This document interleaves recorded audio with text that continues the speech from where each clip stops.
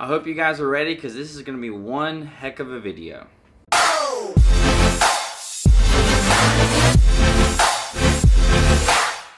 And before I get started on this video, I just want to say a personal shout out to Nathan Coley for being that first sergeant tier on the Patreon supporter list. Just want to thank you so much for your support. That's one of the rewards for becoming a first sergeant patron on my Patreon page, so thank you. This has all just been crazy. Don't want to blabber on too much about that, but you know, that's just freaking awesome. So that's one of the perks. I just want to say personally to you, thank you. So right now is that time where a lot of you are leaving for basic training, and I've really noticed that ever since last week when I uploaded that video talking about the night before basic training. There was so many of you who are like, yeah, I'm actually leaving tomorrow. So I know a lot of you are leaving in the coming days or weeks or whatever. So what I thought about doing is almost like a summary video. So if there was a 10-minute video or a 10-minute conversation that I could have with one of you guys, just one-on-one, on everything that I could really just pack in and just tell you what basic training is going to be like, some tips and stuff on reception, basic training, passing, so a few little tips and stuff like that. If there was just one video that I can make that kind of summarized a lot of it, what would that be like? And this is it. So for this video, I've got a lot of points here that I want to talk to you guys about. So the first thing I want to mention is all things that you need to really know before actually arriving at basic training. That's going to kind of set you up in a good position when you're at basic training, not to get really in trouble for your lack of knowledge about the Army. And there's really not that much. A lot of people are super stressed about going to basic training and having to learn all of this stuff, and there's really not that much to learn. You need to know the rank structure. So that's first and foremost. Know the rank structure. So you go to basic training, if you see a master sergeant, if you see a first sergeant, if you see a sergeant first class, if you see a normal sergeant, or you see a captain or a major, know these ranks. Know the enlisted ranks and know the officer ranks, because if you don't know those things, that can get you in a lot of trouble at the very beginning of basic training for not knowing the ranks. Everybody's going to get offended if you call them by the wrong rank. The other thing that you need to know is the soldier's creed, the general orders, the Army values, the warrior ethos, which is a part of the soldier's creed. So try to memorize that the best you can before basic training. If you're leaving like tomorrow and you don't know it, just try to memorize it. You're going to basically be required to know it day one of basic training, and if you don't know it, then you're going to have to just keep repeating it and repeating it and repeating it. Sometimes at reception they will make you recite the soldier's creed until you get it right so that you can eat. So that might be a situation where you might be running into that. So know the soldier's creed, all that stuff that I said before basic training. So the next thing that I think you guys should have a good grasp on before going to basic training is land navigation. Now, you are going to have the opportunity to be taught land navigation again at basic training, but you're not really going to get that one-on-one training. So I do have a video that's like an hour long of everything that you need to know about land nav for you to prepare for basic training. And so if you watch that video, if you understand all of it, you're definitely going to be good to go whenever it comes time to do the land navigation night and day course at basic training. You will be doing land nav in a group while you're at basic training, so it's not just going to be doing a solo land nav where you're out there by yourself. But if you do want to be that person who actually does well at basic training and not just relies on other people, then you should probably know land nav before basic. That's my personal opinion.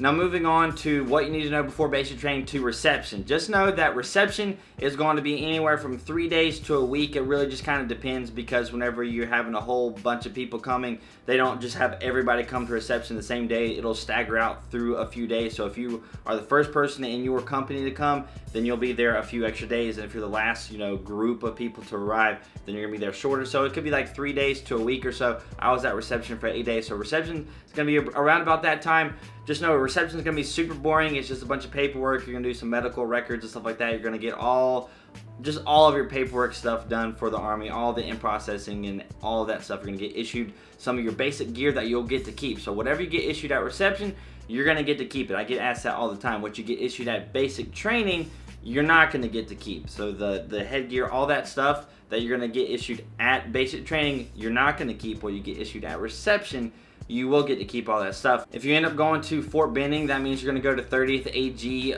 Reception Battalion for basic training, and just know that that's going to be extremely terrible. It's going to suck. You're not going to get your phone at 30th AG. There might be some other basic training bases that you will get to get your phone, like Fort Jackson. I know that you do get to keep your phone at Fort Jackson. I think maybe Fort Silla or something like that, you don't get to keep it or whatever. But if you go to Fort Benning, you're not getting your phone during reception. Another big topic that I get asked a lot is being successful at basic training, and really how to be successful or how to be a leader at basic training. So if you're one of those people who wants to be a leader at basic training, whether it's a squad leader or the platoon leader or the assistant platoon leader, you might also hear that as platoon guide and assistant platoon guide. If you want to do that, you really honestly, to better your chances, you need to have a good PT score. If you want to be successful at basic training, you need to have a good PT score. If you want to be an honor graduate at basic training, you need to have a good PT score. And I don't know if you guys have caught the trend of being successful in the military, you need to have a good PT score. Now, it's not really a requirement for some things, but if you don't have a good PT score, and what I mean by a good PT score, honestly, is like a 270 or higher. If you want to get, you know, some of the really good stuff, you're honestly going to want to try to get that 300 on the PT score. But if you want to get things like get that promotion at basic training, because you could get promoted from E1 to E2 or E2 to E3 at basic training, and if, let's say, you get a 300 on the APFT, pretty much, in my opinion, that basically is going to guarantee you that promotion. So if you're an E1 and you get a 300 on your PT score, you have a really good chance of getting promoted. So think of it as like literally you're getting like a pay raise. So you're almost getting you're getting money for doing a 300 on your PT test. So that should be a little bit of motivation for you to go to basic training in the best shape possible, because not only is it going to make basic training a little bit easier, because, you know, it's physical and mental at basic training. In my opinion, it's a little bit more mental. So the more physically prepared you are for basic, the easier that portion is going to be, and then you can just focus on the mental portion of it. So if you're asking, you know, how difficult it is, in my opinion, it's more mental. It also can be more physically challenging if you're going to basic training and you're failing the PT test right out the gate,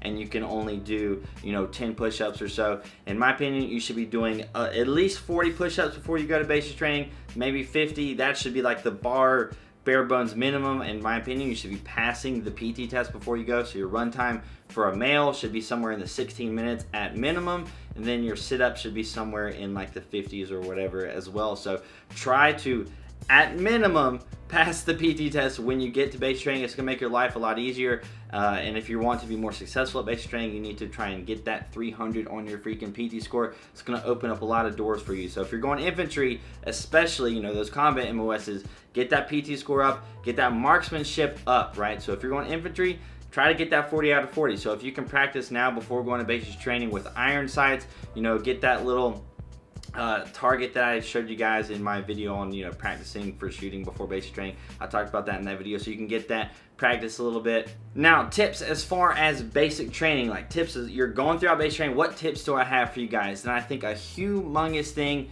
is pay attention to detail. You're going to hear this so much throughout basic training, and I don't think people going into basic training, like you right now, if you're watching this, if you haven't been to basic training yet, you have no clue what I'm talking about. But if you're watching this and you've joined the military before, you know what I'm talking about, and that's pay attention to detail. And I'm talking about the smallest, the tiniest little things. Pay attention to it. If your drill sergeant tells you to do something and he wants, you know, the boots to be organized in a certain way, if he wants your wall locker to be organized perfectly and he wants it to look like this picture, have it look exactly like that picture. If the drill sergeant wants you to line up the rifles in a certain way, or they want you to do anything, if they want you to sweep every hour on the hour, if they want you to mop every hour on the hour, everything needs to be perfect. You don't want to miss, you know, small corners. So if they tell you to sweep the barracks and you miss a small little corner, like you didn't move the lockers over so that you could sweep under the locker, you know, the drill sergeant will come in, he'll push the lockers over, and well, not push them over, but he'll move the lockers and be like, you didn't sweep under here,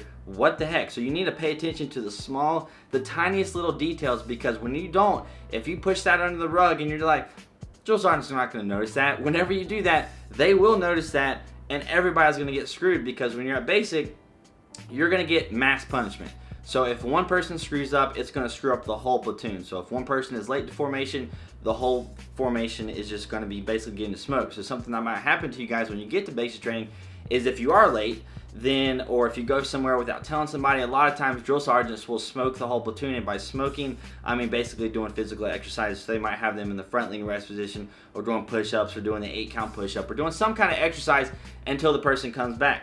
So let's say you went off to go use the bathroom or something without telling anybody. Number one, you shouldn't do that because you're going to get in trouble. But if the drill sergeant comes back and is like, where's such and such? And it's just like, you know, they went off, they weren't supposed to. They might just smoke everybody until that person comes back. So you want to have that accountability. That's the second thing I want to talk about. The accountability is huge. So pay attention to detail and then have accountability at all times, no matter what. And this is really huge for those of you that are going to be leaders at basic training. So don't really rely on other people to be accountable for other people. So it's like this thing, you know, I'll be accountable for my battle buddy and he'll be accountable for me, and if one of us is gone, then we'll let everybody know, and it's too easy. It's gonna be easy. Like, we'll just watch out for each other, and then if everybody does that, everybody's gonna be fine. And that's not how it works. It's not going to be okay. So if you're the squad leader, you need to make sure that you are accountable for your squad. So every single time you get into formation, you need to know who is where, who is here, if somebody's gone, where did they go, like how long until they're going to get back. So be accountable for those people, not only yourself, be accountable for the people that are in your squad. If you're the platoon leader or the platoon guide, I'm going to try to use platoon guide for the rest of this video. So if you're the platoon guide, you need to be communicating with your squad leaders and figuring and finding out the accountability for your formation, because that is huge. So accountability of your people, accountability of your equipment. So, you know, losing a rifle, please don't do that. So if you have an M4 and you leave it somewhere, like, don't do that. Like, you should always have an M4 within arm's reach of yourself, or if you're going somewhere, give it to a battle buddy. Like, it should always be with somebody. So accountability of your equipment, accountability of yourself, your people is humongous. Like, that is two huge things. Attention to detail and accountability are just like the foundations of basic training.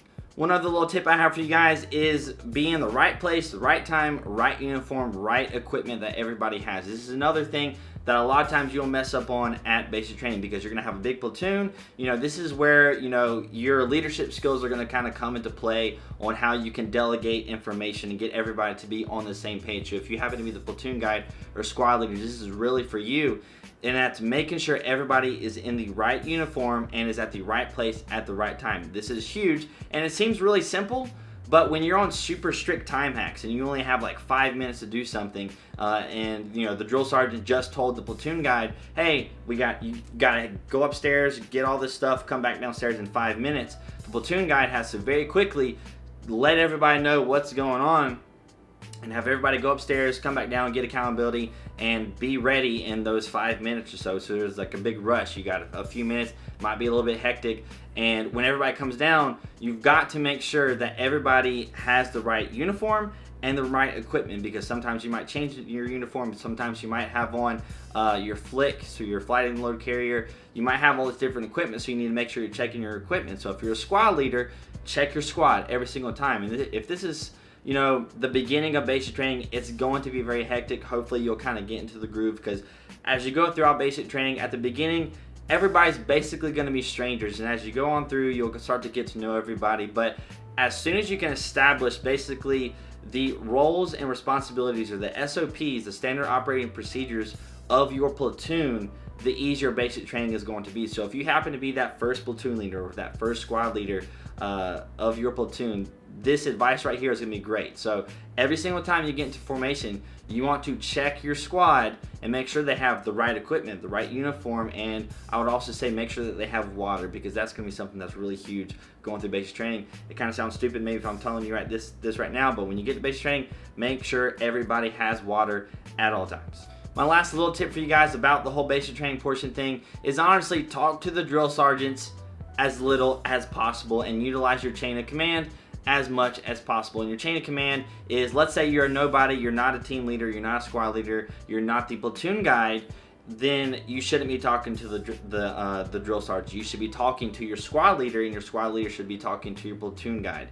And then your platoon guide should be really the only person talking to the drill sergeants. And for us, you know, my drill sergeants, they told my platoon that they should never talk to them unless it's a life, limb, or eyesight issue. So if somebody's life is in danger, their limbs are in danger, or their eyesight is in danger, do not talk to the drill sergeants. And there's, you know, circumstances where people go and talk to a drill sergeant and ask about mail. And I remember this one specific time where we all got in trouble because somebody went specifically to the drill sergeant and asked them when the mail was coming in. That's just something that you don't do. So don't talk to the drill sergeants unless you absolutely have to. And my final little tips regarding kind of, you know, while you're at basic training, not really stuff to do at basic training, and that is focus on the task at hand and not try to worry about the stuff going on at home.